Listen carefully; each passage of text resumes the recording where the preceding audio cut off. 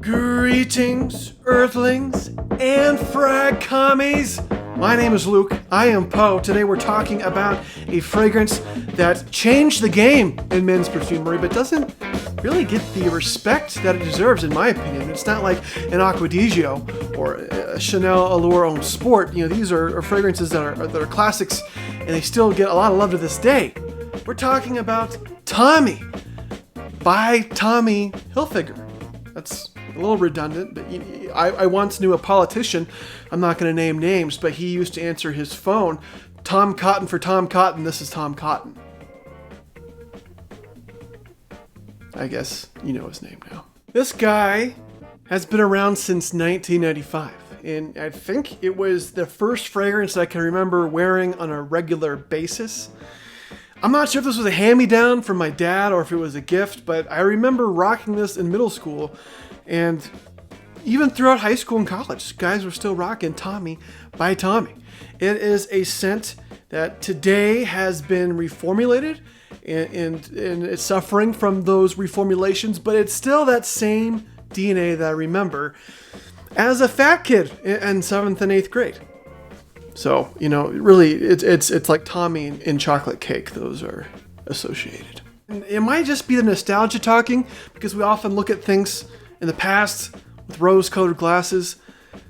But I think it's one of the best openings in men's perfumery. And back in the day, it would last a whole school day. At least that's what I remember. Nowadays, you're lucky if it lasts more than 3 hours. And the projection, you know, is good for maybe 30 minutes to 45 minutes. And then it's going to sit really close to the skin. And after that awesome opening, it's all downhill from there. That was in my wedding vows, actually.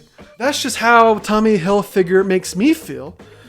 Looking at the listed notes, you know, you've got lavender, which is going to give it its freshness. You've got the citrus that kind of brings its brightness, the bergamot, the lemon, and then you've got mint. You've got green apple. You've got cranberry. I wish I got more cranberry out of the opening, or really out of anything in the fragrance, but I don't. I definitely get the citrusy, the mint, and the lavender are going to bring that freshness into it, and then the sweetness from the green apple. There's also notes listed like cactus and cotton flower. Yeah, you know, I was born in Arizona, but I couldn't tell you what a cactus smells like, and a cotton flower. Nope, can't help you out there either. You know, after the opening, you're going into a more faint mid, a toned down opening into the mid, and then the dry down could be anyone. I mean, you know, pick your poison. It could be a little bit of fierce, could be a little bit of Acqua di Gio. I mean, the base, what I'm trying to get at, is very generic and really hard to distinguish. But, you know, what does it smell like? How about? Let's take us back to 1995. We're in peak 90s culture.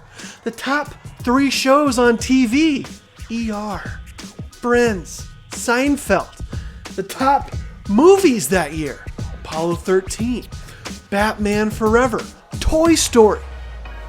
The top 3 songs: Gangsta's Paradise, ever heard of it? Don't Go Chasing Waterfalls, how about it? And, I don't know, a little love ballad called Kiss from a Rose by Seal.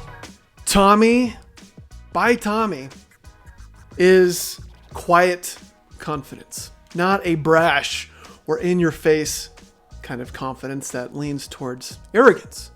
This is a guy who knows what he's about. He is loyal to those people in his life that have stood by his side. Sure, he can kick back with the boys every once in a while and go to the bar and have some beers, but he's not going to be a bar rat. Sure, this guy is going to buy his partner some flowers or some gifts from time to time, but it's not going to be too extravagant.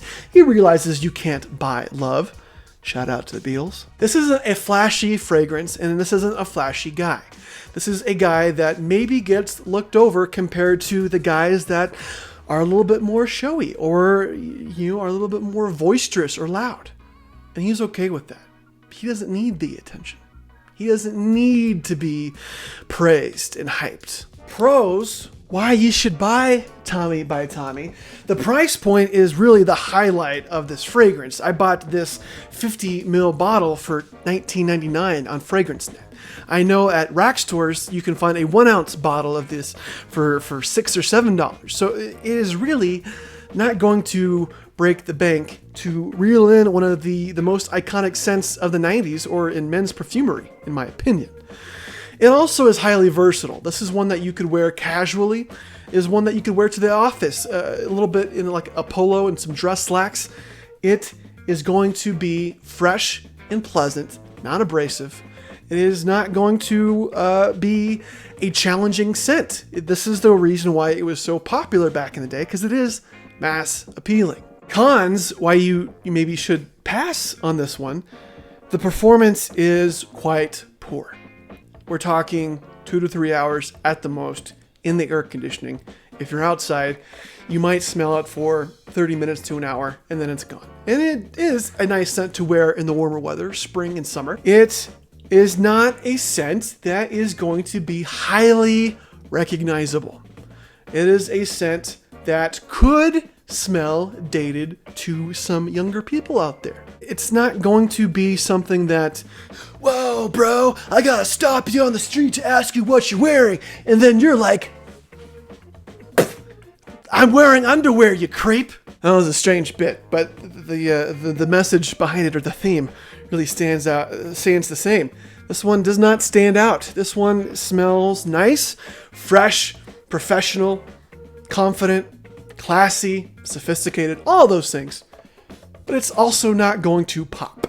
Someone will think you smell nice, but not really memorable.